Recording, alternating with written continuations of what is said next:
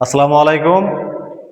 আমরা ফিনিশিং রঙের জন্য রং তৈরি করতেছি।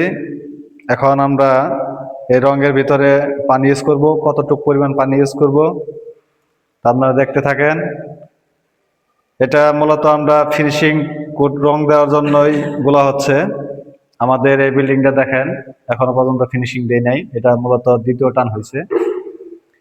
এখন আমরা এখানে আমরা প্রত্যেক গ্যালনে 400 মিলিলিটার পানি ব্যবহার করব।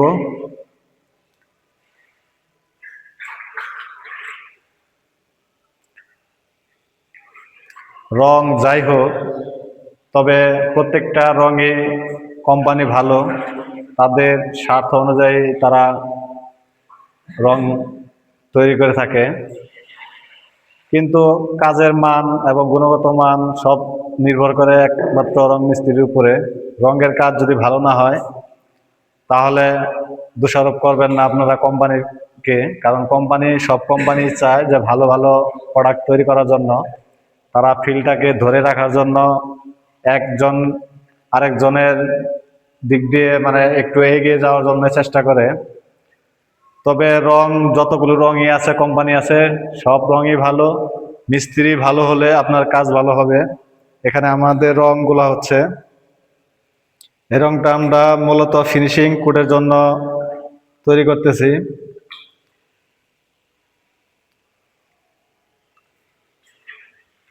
আমাদের যে ওয়ালটা, এটা দ্বিতীয় কোট প্লাস। আপনারা দেখতে পাচ্ছেন এখন যে ফিনিশিংটা চলে আসছে, কেউ বলতে পারবে না যে ফিনিশিং হয় নাই। কিন্তু আমরা মূলত 3 কোট ব্যবহার করি। আর উত্তম কাজ হচ্ছে যে আপনার 3 কোট রং ব্যবহার করলে আপনি একুরেট অরিজিনাল ভাবে আপনি কালারটা, আপনার যে কোম্পানি যে কালারটা দেয় আপনি সে কালারটা পাবেন। আর একটা জিনিস সবসময় গুরুত্ব দিয়ে রাখবেন, যেটা হলো যে আপনি দামি যে কোনো রং, যেরকম লাক্সারি সিল্ক বলেন, যাই দামি যে কোনো রং রয়েছে, এগুলোর মধ্যে অতিরিক্ত কোনো কিছু ব্যবহার করবেন না।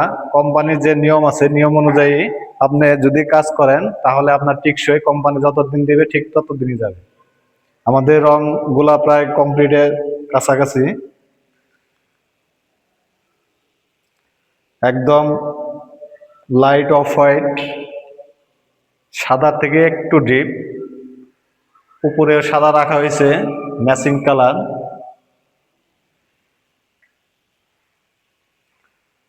দেখতে থাকেন, সামনে আমরা ফুল ভিডিও দিব ইনশাল্লাহ।